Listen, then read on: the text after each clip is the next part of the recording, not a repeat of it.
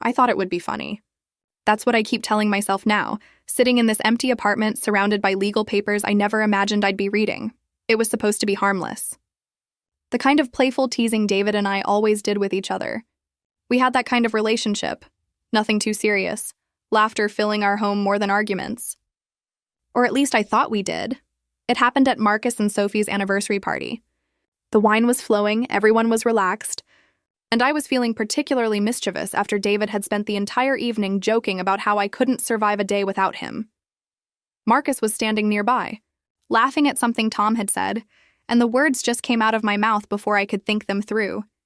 "You know, David," I said loud enough for the group to hear. Maybe I should just run away with Marcus instead. "He actually knows how to dance," everyone laughed. Everyone except David. I remember the exact moment his face changed. The smile disappeared, replaced by something cold and unfamiliar. Marcus looked uncomfortable, shifting his weight and quickly changing the subject. Sophie's laugh became forced, but I was still giggling, completely unaware that I had just lit a match that would burn my entire life down. "Come on, babe," I said, nudging David playfully. "You know I'm kidding." He didn't respond. He just walked away, and I stood there, confused, wondering why my husband couldn't take a simple joke. David didn't speak to me for 3 days. 3 entire days of cold silence, of sleeping on opposite sides of the bed, of him leaving for work early and coming home late. I tried everything, apologizing, explaining it was just a joke, even making his favorite dinner. Nothing worked. On the 4th morning, I woke up to find him sitting at the kitchen table with his laptop open, his face illuminated by the screen's harsh light. "David?" "Please," I said, pouring myself coffee with shaking hands. "You're really going to throw away 3 years of marriage over a stupid joke?" He finally looked at me and I barely recognized the person staring back. "Was it, though?" He asked quietly. "Was it really just a joke, Emma? Because Marcus has been my best friend for 10 years, and you specifically chose him. Not some random celebrity, not some fictional character. My best friend." I felt anger rising in my chest. "You're being ridiculous. I would never actually cheat on you. You know me better than this." He closed his laptop slowly, deliberately. "I thought I did. My ex-girlfriend said something similar once, remember? It started as jokes, then late-night conversations, then something more. You know what happened there? I did know. David's previous relationship had ended in betrayal, and it had taken him years to trust again. But I wasn't her. I'm not Jessica," I said firmly. "That's completely different." "Is it?" he asked, standing up. "Because from where I'm standing, you humiliated me in front of our friends. You involved my best friend in some twisted joke, and now you're angry that I'm hurt?" I wanted to argue, to defend myself, but something in his voice made me pause. For the first time, I realized this wasn't just about the joke anymore. This was about something deeper, something I had accidentally torn open. Jennifer, my best friend and lawyer, called that afternoon. "Emma, you need to take this seriously," she said.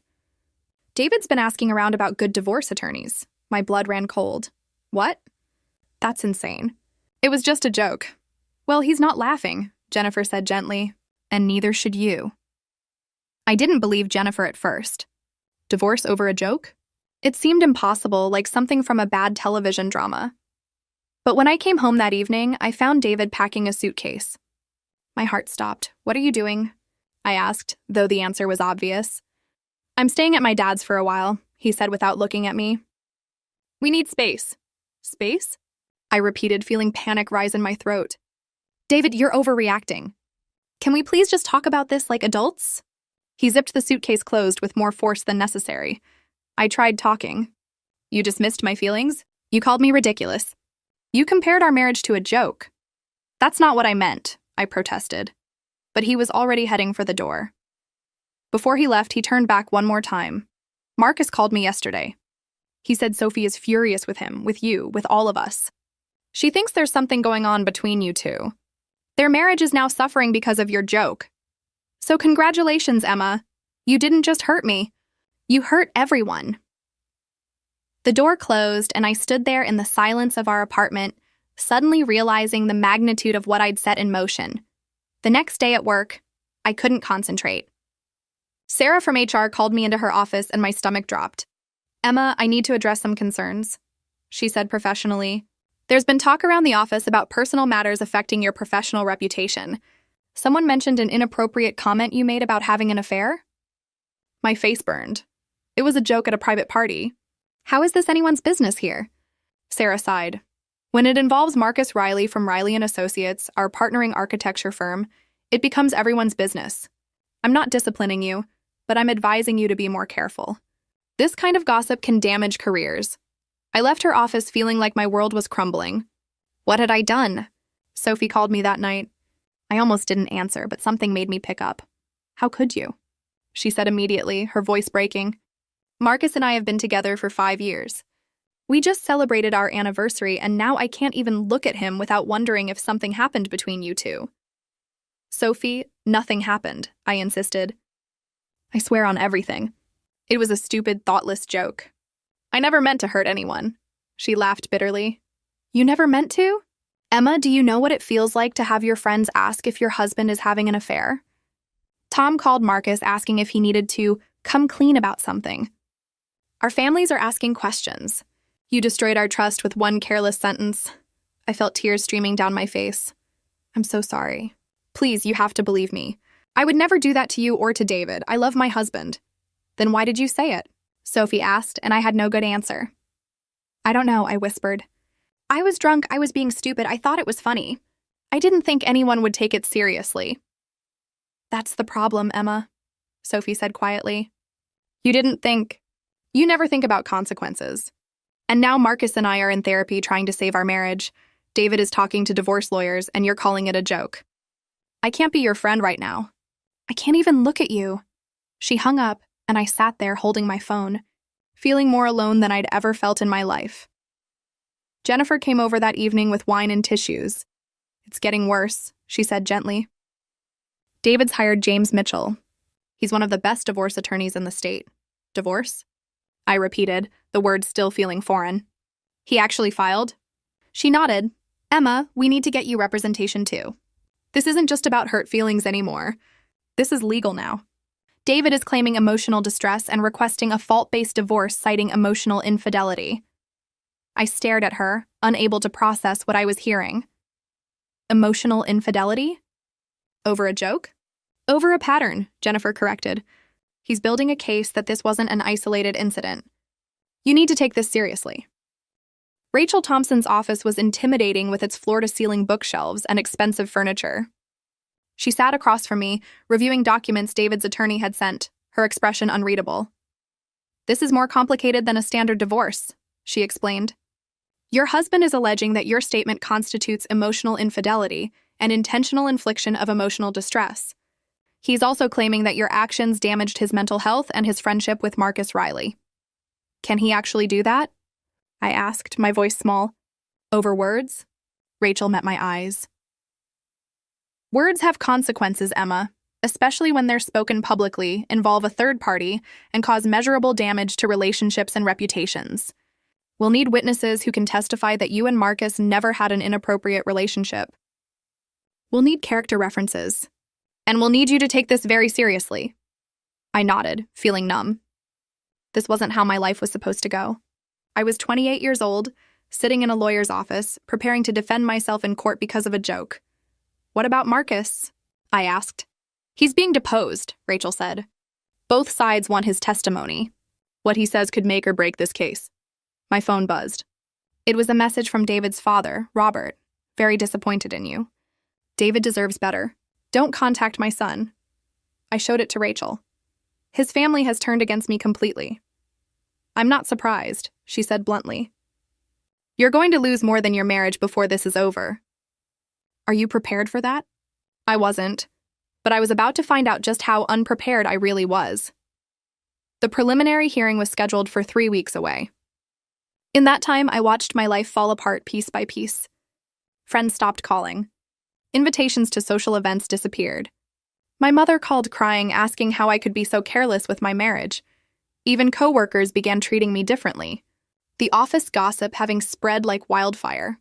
Lisa Monroe, the therapist David and I had seen twice before the separation, contacted me. Emma, I can't discuss David's sessions with me, but I can offer you individual counseling. What you're going through is traumatic, regardless of how it started. I took her up on it because I had nowhere else to turn. In our first session, she asked me a question that haunted me. Do you understand why your joke hurt David so deeply? And for the first time, I really tried to answer honestly. Marcus's deposition was the turning point. I wasn't allowed in the room, but Rachel briefed me afterward, and her expression told me everything before she spoke. He told the truth, she said carefully. He confirmed that nothing inappropriate ever happened between you two.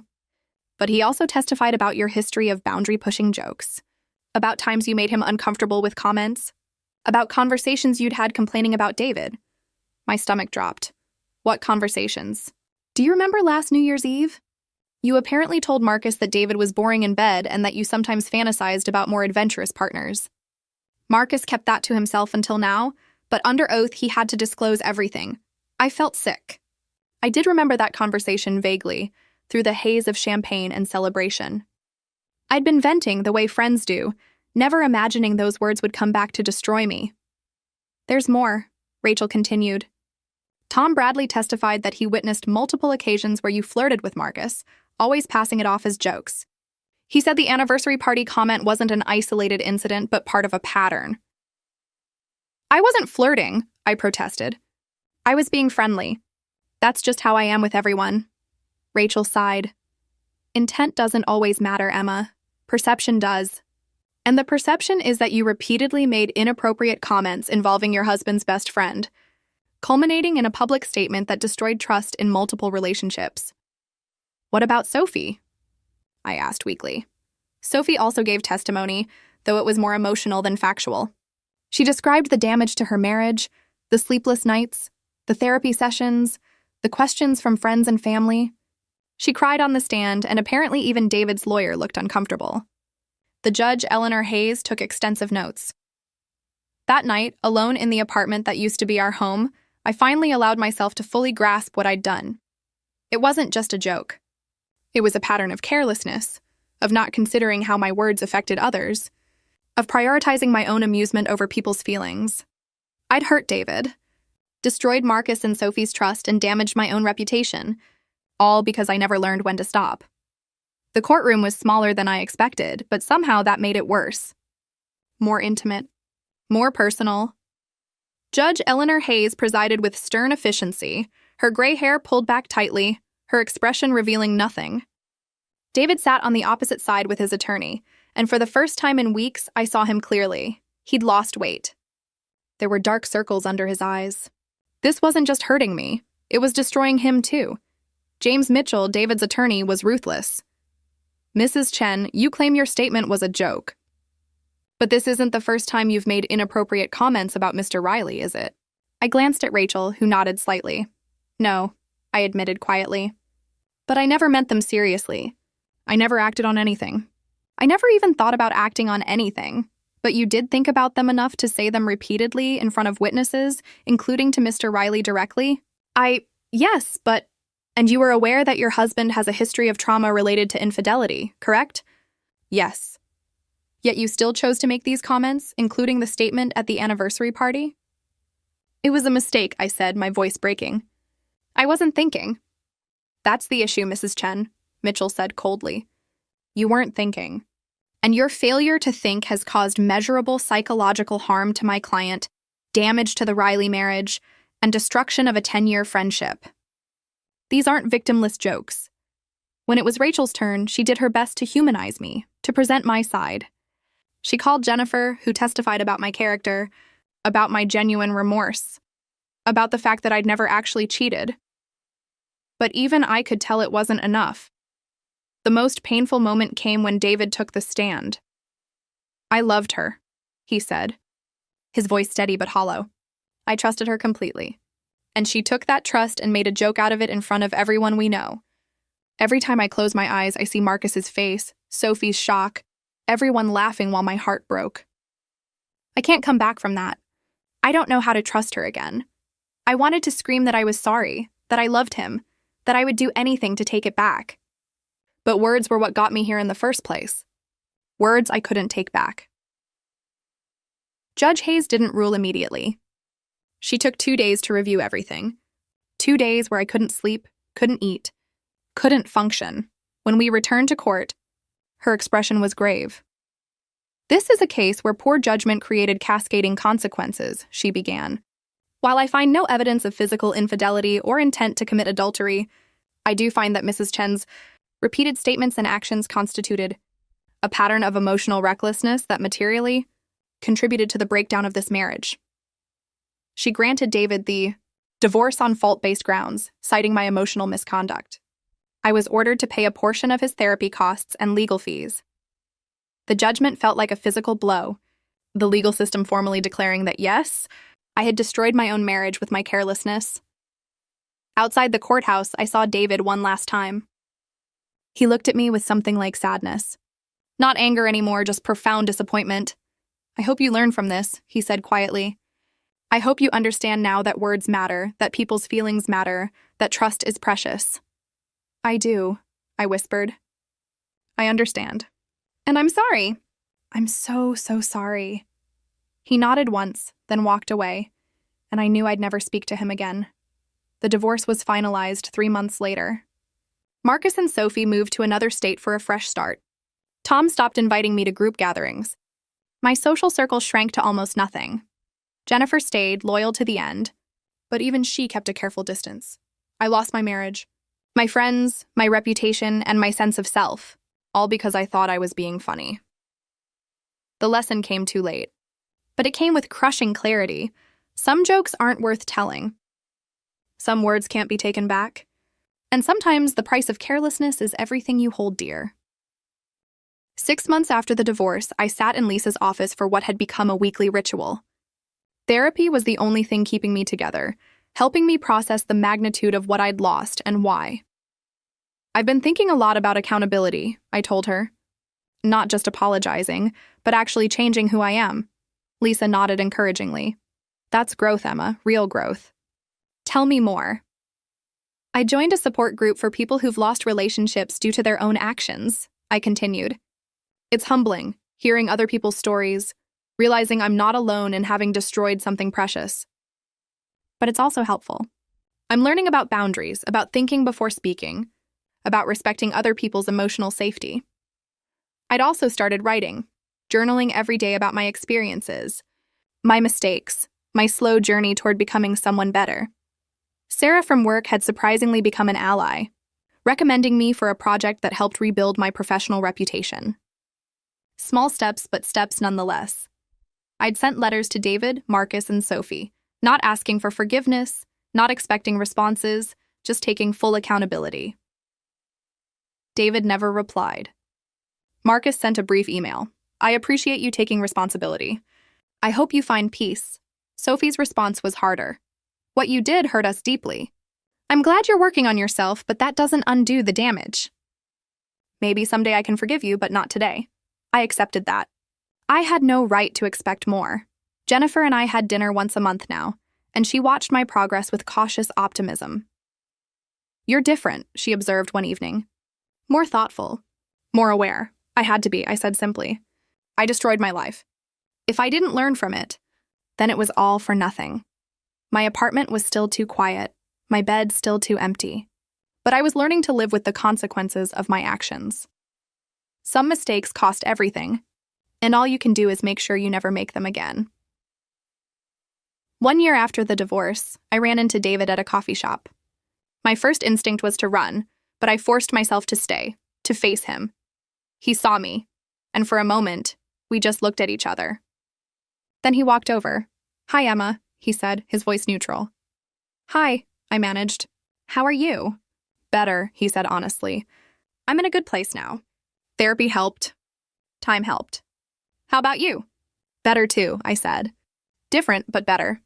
I'm really sorry, David, for everything." He nodded. "I know. Jennifer told me about the work you've been doing on yourself." "I'm glad." We talked for a few more minutes, careful and polite, like strangers who once knew each other well. Before he left, he said something that stayed with me. "I don't regret our marriage. Emma, I regret how it ended, but I don't regret loving you.